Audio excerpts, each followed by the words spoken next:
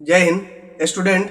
हम लोग पढ़ रहे थे क्लास 10th धातु धातु चैप्टर 3, ठीक है, केमिस्ट्री का। तो आइए आज इसमें आगे बढ़ते हुए हम लोग धातु और अधातु में अंतर पढ़ेंगे।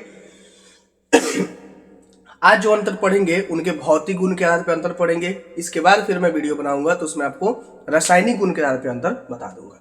तो देखिए, ये बिहार बोर्ड के पॉइंट ऑफ व्यू से बहुत इंपॉर्टेंट क्वेश्चन है, इसको ध्यान रखिएगा, ठीक है। कभी भी धातु धातु में अंतर पूछे तो क्या कीजिएगा, बीच से एक लाइन खींचिएगा, एक साइड में धातु रखना है, एक साइड में धातु लिख देना है, ठीक है। और इस तरह से अगर आप अंतर बताइएगा तो ये ज्यादा सुटेबल होता है, एग्जाम में नंबर मिलने के चांसेस इस तरह ज्यादा होते हैं। तो देखिए, धातु में एक विशेष प्रकार की चमक होती है। धातु जो होता है चमकीला होता है, दूर से ही एक साइन मारता है, चमक होता है, स्पेशल चमक होता है। अधातुओं में कोई चमक नहीं होती है। अधातु में ग्रेफाइट को छोड़ करके बाकी कोई भी अधातु नहीं है जिसमें कोई चमक हो। एक आयोडीन में भी चमक होता है। सेकेंड, धातुएं प्रायः विद्युत धनात्मक होती है, ठीक है। यानी धातुओं को लिखिएगा तो सोडियम में प्लस चार्ज आ गया, मैग्नीशियम में प्लस चार्ज आ गया। अधातुएं प्रायः विद्युत ऋणात्मक होती है। अधातु जो है ये विद्युत का धनात्मक नहीं है, ऋणात्मक होता है, इसके ऊपर माइनस चार्ज रहता है। जब ये आयन बनेगा माइनस आयन फॉर्म करेगा। सो देखिए,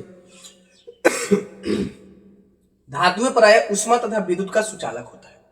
धातु जो है उष्मा का भी सुचालक होगा, विद्युत का भी सुचालक होगा। अधातुएं प्रायः उष्मा तथा विद्युत का कुचालक होता है।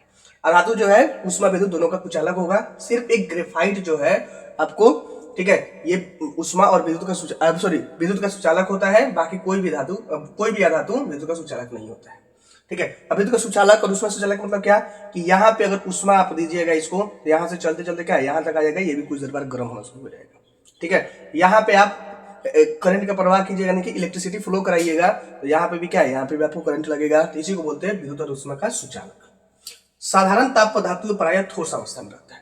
धातु जो है नॉर्मल टेम्परेचर या रूम टेम्परेचर कहिए उसको, उस पे धातु को देखिएगा तो जनरली आपको क्या है, ठोस रूप में मिलेगा। एक पारा है सिर्फ अपवाद में जो आपको क्या है, द्रव अवस्था में मिलेगा। अपवाद में क्या है, पारा। चलिए, उसके बाद साधारण ताप पर अधातु प्रायः ठोस तथा गैसीय अवस्था में रहता है। अधातु जो है नॉर्मल ताप पे, नॉर्मल टेम्परेचर पे आपको या तो ठोस अवस्था में मिलेगा या गैसियस फॉर्म यानी कि गैसीय अवस्था में मिलेगा। देखिए, पांचवा पॉइंट है, धातुएं आघातवर्धनीय तथा तन्य होता है। धातु को पीटिएगा तो चादर भी बन जाएगा और खींच के उसको तार भी बनाया जा सकता है। यानी ये आघातवर्धनीय भी होता है और तन्य, दोनों का गुण दर्शाता है। अधातुएं आघातवर्धनीय तथा तन्य नहीं होता है। अधातुओं में ऐसा कोई गुण नहीं होता है, ये नहीं दर्शाता है आघातवर्धनीय और तन्यता। धातुओं के घनत्व उच्च होते हैं, अधातुओं के घनत्व निम्न होते हैं, ठीक है। धातु का डेंसिटी होगा, इतना छोटा सा धातु है बहुत भारी हो जाएगा, अधातु इतना छोटा सा क्या है, हल्का रहेगा। ये घनत्व पर डिपेंड करता है उसका। उसके बाद देखिए, नेक्स्ट पॉइंट है, हथौड़े से पीटने पर धातु से एक विशेष प्रकार की ध्वनि निकलती है। हथौड़े से मारिएगा धातु पे तो एक विशेष प्रकार का ध्वनि उत्पन्न होगा।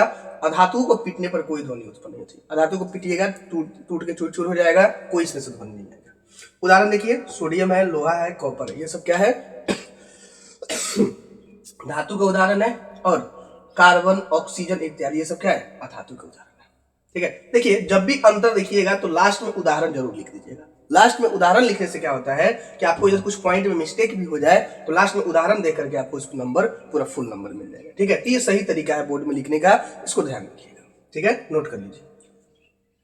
चलिए, आई होप आपको मेरा वीडियो पसंद आया हो। वीडियो पसंद आए तो वीडियो को लाइक करें, चैनल को सब्सक्राइब करें। आप हमारे साथ फेसबुक, इंस्टाग्राम के माध्यम से जुड़ करके आप हमें अपनी समस्याएं भेज सकते हैं। किसी भी क्लास की समस्या आप हमें भेज दीजिए। क्लास 10 तक की समस्या मैं आपको जितना जल्दी हो सके उतना जल्दी समस्याओं का समाधान कर दूंगा। तब तक के लिए जय हिंद।